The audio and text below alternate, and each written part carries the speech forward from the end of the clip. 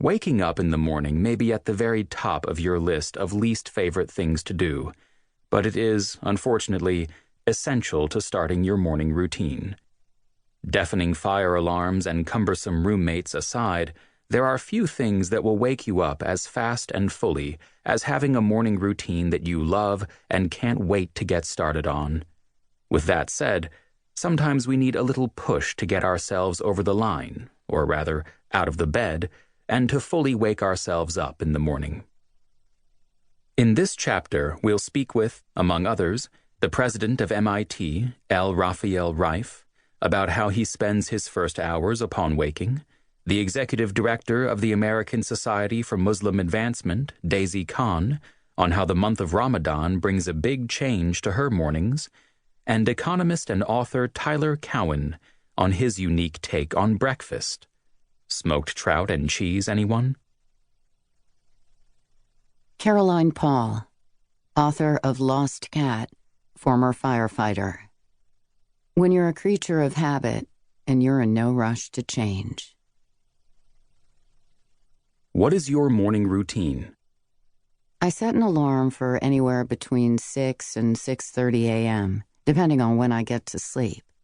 I need sleep, but I need to wake up early more, or my day feels shot.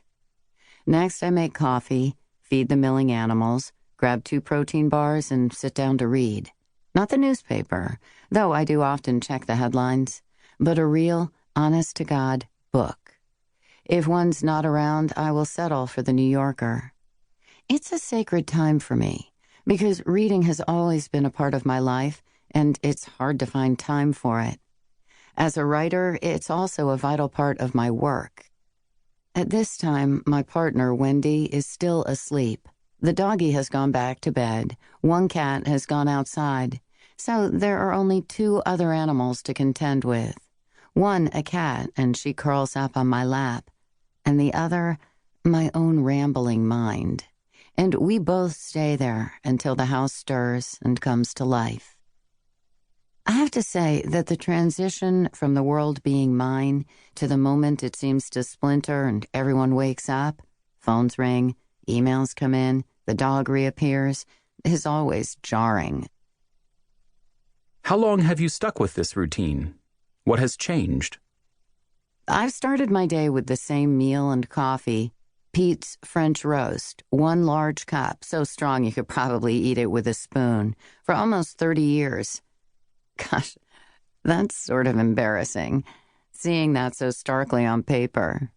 But that consistency, first thing, grounds me and sets me up to be able to handle whatever is thrown my way.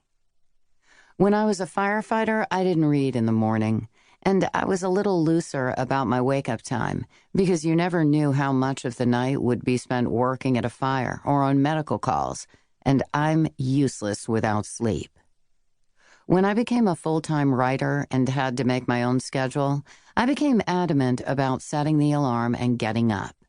I needed the structure, and I needed to start back on whatever book I was writing before the morning slipped away. People think that when you work outside of an office, you can sleep in, and how glorious that must be. But to me, that's the road to discombobulation and dismay. Have you always used an alarm to wake up? Always. I've tried to train myself to wake up without one because it seems like a cool superpower, but I spend all night thinking about whether I'll wake up, and the anxiety isn't worth it. Once the alarm goes off, I sort of doze, but I have a dog and 2 cats who have heard the alarm and stare at me until I get up. It's called the animal snooze button. What time do you go to sleep? I would love to go to bed by 9 p.m. every evening.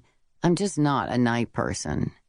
Once the sun goes down, I think, not much to do anymore, and I sort of begin to look forward to the next morning already. How does your partner fit into your morning? Wendy's best work, she's an illustrator, is done at night, so she doesn't value her mornings like I do. This works because I get my quiet morning, and she gets to sleep without me tossing and turning.